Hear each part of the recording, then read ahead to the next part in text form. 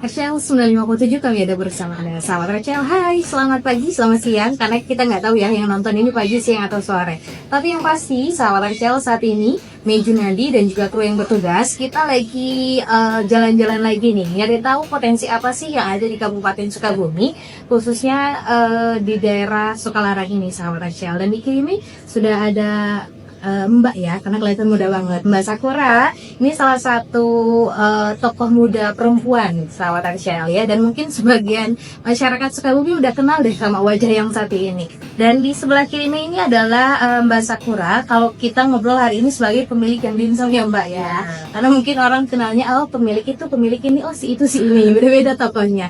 Tapi ngobrol kita hari ini mengenai produk yang dimsum. Yang dimsum mungkin sebagian orang juga udah hafal. Kalau di zoom ya nanti ya, editor ya. Tolong di zoom nanti. Dan boleh ceritain nggak sih Mbak Sakura, yang dimsum ini lahir di tahun berapa? Yang dimsum ini lahir waktu COVID. Nah, waktu COVID, awal banget COVID waktu diberhentiin sekolah. Nah, Di tahun 2020 jadi awalnya berarti kurang lebih udah 4 tahun. Dan memang sampai tahun ini alhamdulillah berjalan terus. Mudah-mudahan sih sampai tahun-tahun berikutnya gitu ya. Tapi kalau boleh tahu kenapa milihnya dimsum? Kan makanan Sukabumi banyak loh sebenarnya kan ya. Jadi sebetulnya waktu itu memang baru muncul dimsum, marak-maraknya muncul dimsum itu di tahun 2020. Nah terus karena kakak aku juga usaha di Batam, usaha di Batam dan di Batam tuh memang meledak juga usaha dia. Nah, waktu pas COVID ini, kenapa aku akhirnya memilih dimsum? Karena sebetulnya dari kakak aku yang ngasih resepnya, gitu, yang ngasih resepnya dia. Karena aku diberhentikan sekolah waktu itu, dia bilang mau aku kasih uang gitu buat kuliah atau buat apa ya? Aku lupa. Mau kasih aku uang sekian atau mau aku kasih resep. Kalau misalkan dikasih uang mungkin Pikir sendiri ya. ini akan habis uangnya gitu. Betul, Tapi betul, kalau betul. misalkan aku kasih resep, uangnya akan terus ngalir. Betul. Kamu bisa kuliah, bisa apa segala macam dari resep ini sih.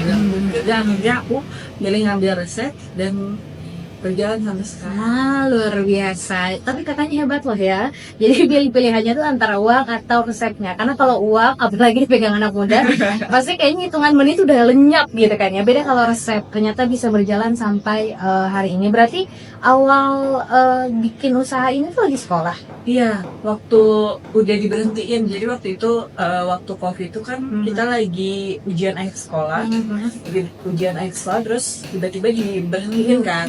Nah pas diberhentiin ini harus bikin kegiatan apa ya karena kan terus waktu itu usaha orang-orang juga lagi pada nurun, termasuk usaha orang tua itu waktu itu lagi nurun.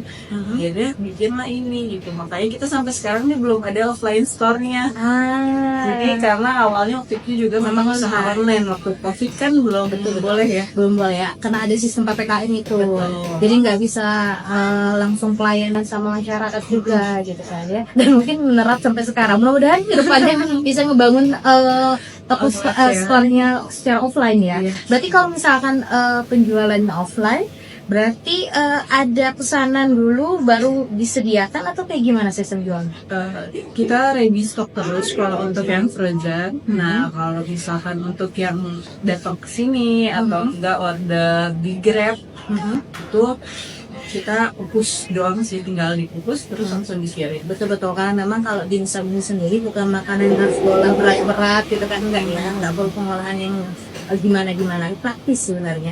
Tapi kalau boleh tahu, nggak perlu ngebocorin resep kita sih, perbedaan yang dimsum dan dimsum lainnya itu di mana? Oke, mungkin kalau di aku kalau perbedaan sama yang di Sukabumi, kebanyakan di Sukabumi masih tepung banget. Gitu, masih lebih banyak tepungnya.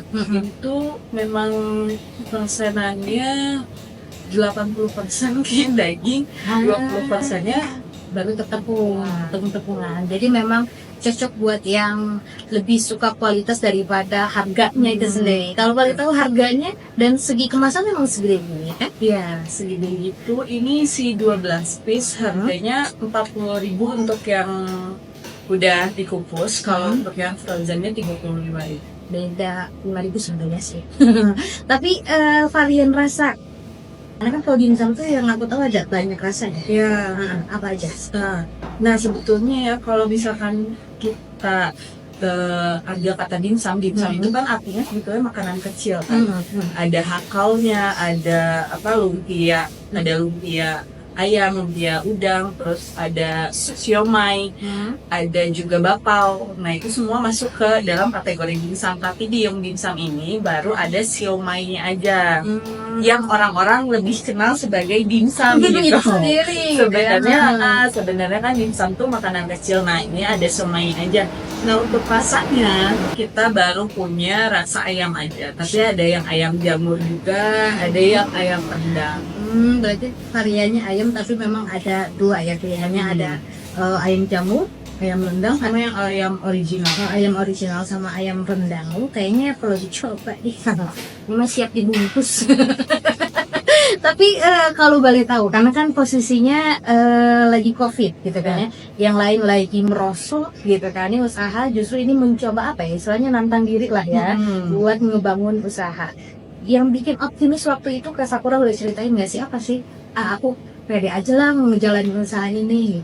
Waktu itu kepikirannya kenapa? Gimana pikirannya? Sebenarnya nggak ada pikiran akan manjang juga ya waktu itu. Nah cuman yang bikin aku optimis karena waktu pas open PO ini pertama, terus orang-orang pada bilang lagi kapan lagi nih open PO, kapan lagi open PO. Itu banyak banget yang repeat order gitu. Dan semuanya lah repeat order pas waktu orderan pertama. Akhirnya optimis, oh iya berarti memang dimsumnya layak untuk dijual gitu dan manjang. Akhirnya ya udah gitu, dan karena pendapatannya juga lumayan itu yang bikin aku semangat sebetulnya. Betul karena ada sisi cuannya gitu ya, menghasilkan cuan. Tapi kalau boleh ngasih bocoran dari tahun 2020 sampai 2024 ini berarti berapa digit omsetnya? Berarti per bulan kan? Apa per hari hitungan omset? Sebenarnya kan nggak nentu ya, kadang kayak waktu di tahun-tahun awal itu kita banyak banget reseller, terus kadang kalau lagi ada bazar kan apa segala macam itu pasti meningkat. Tapi kalau misalkan kayak hari-hari kayak gini, karena aku nggak ada offline store juga, ya cuma ngandelin online aja gitu. Tapi sempat juga waktu itu aku buka offline store di Cianjur, itu memang lumayan banget. Dan ya mungkin kalau misalkan diakumulasi dari awal sampai sekarang, berapa penghasilannya nggak terlalu besar, cuman bisa untuk biayain kuliah, bisa untuk beli handphone sendiri, ya nongkrong apa segala macam sendiri. Luar biasa. Berarti memang bisa dikira-kira ya, kayaknya lebih dari 2 digit kayaknya. Tapi yang penting konsistennya ya. Karena dilihat dari usianya juga Mbak Sakura ini masih muda banget gitu kayaknya, dan perempuan juga. Pantesan sih jadi apa ya, ada istilah peran muda gitu ya, atau perempuan muda gitu, karena memang mungkin karena ngelihat ada latar belakangnya juga. Kalau misalkan dari 2020 2024 ini awalnya sendiri, sekarang punya karyawan, atau dari awal sampai sekarang sendiri? Nggak ada karyawan dari awal pun ya? Iya, dari awal pun ada karyawan. Waktu itu udah ngebantuin nyetak sih, jadi sampai sekarang kalau yang ngolahnya itu aku, tapi di bagian nyetak itu udah orang lain. Sama kalau misalkan di bagian yang jualan sehari-hari itu udah orang lain. Berarti udah bisa diperkirakan kan omsetnya berapa, karena bisa mempekerjakan karyawan. Berarti berapa karyawannya?